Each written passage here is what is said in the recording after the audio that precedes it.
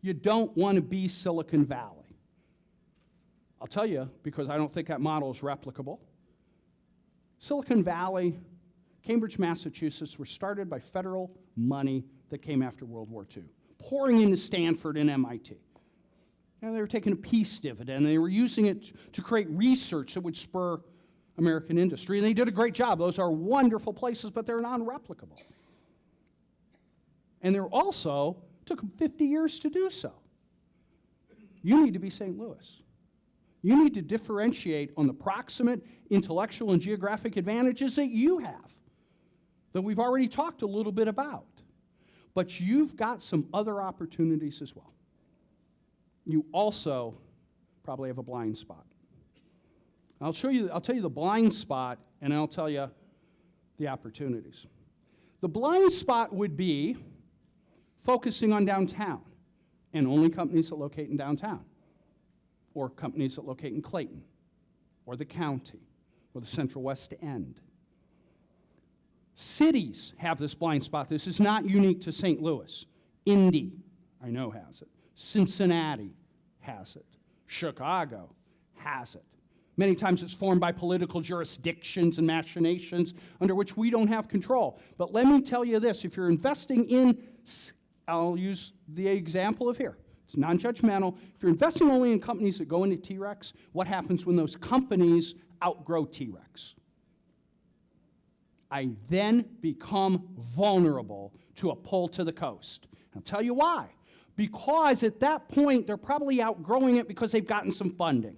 Where the funders, VC guys who are lazy, don't like getting on airplanes, say, come see me in Boston, come see me on Sand Hill Road. Because I'll give you relationships, I'll give you resources, I'll give you access, I can give you what you need to make your business grow. That is very compelling when it also comes with a check.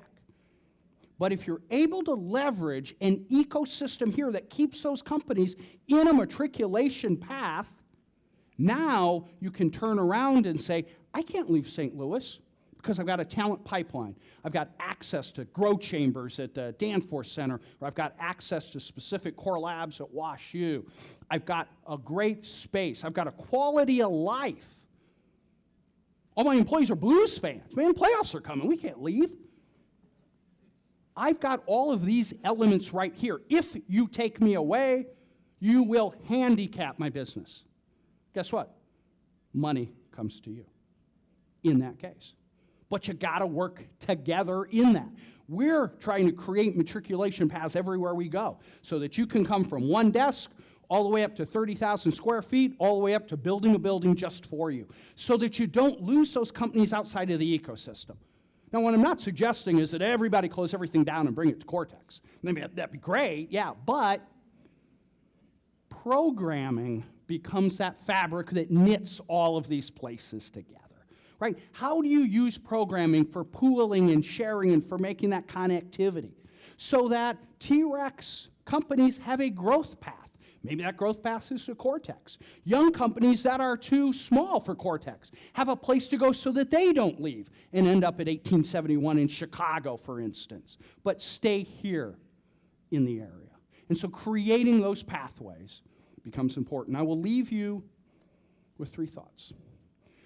The first thought is you do have a great story to tell, a wonderful story to tell. When I think even of cities that you would aspire, Austin. I got to tell you, there's more resources here than there are in Austin, and I just met with the mayor Tuesday. You got more here. You really do, in terms of that foundational elements.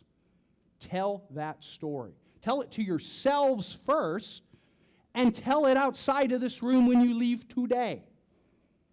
Bob talked about keeping the conversation going. I'd rather see the conversation move to action. What can you do? Well, the one thing everybody here can do is tell somebody else what's going on. The second thing is you got to integrate what's happening. A lot of great things that are going on across the city, and I probably only surf the wave tops. A lot of great activity. How do you integrate that so it's relevant? How do you integrate it so it drives towards a strategy? That's what you need to be able to do. And the third thing is, When I said the X-ray machine was shown at the 1904 World's Fair, that was not the first time it was shown. It was actually shown in 1901. It was shown in Buffalo at the World Expo. And the day it was shown, the President of the United States came to see it. That president was William McKinley. After seeing it, he held a reception next door in which an anarchist came and shot him. Now, do you remember your high school history? McKinley did not die by being shot. He died 8 days later because doctors could not find the bullet lodged in his abdomen, even though next door was an X-ray machine. It was a failure of imagination. Ladies and gentlemen, don't let your imagination fool you. You have all of the tools out there.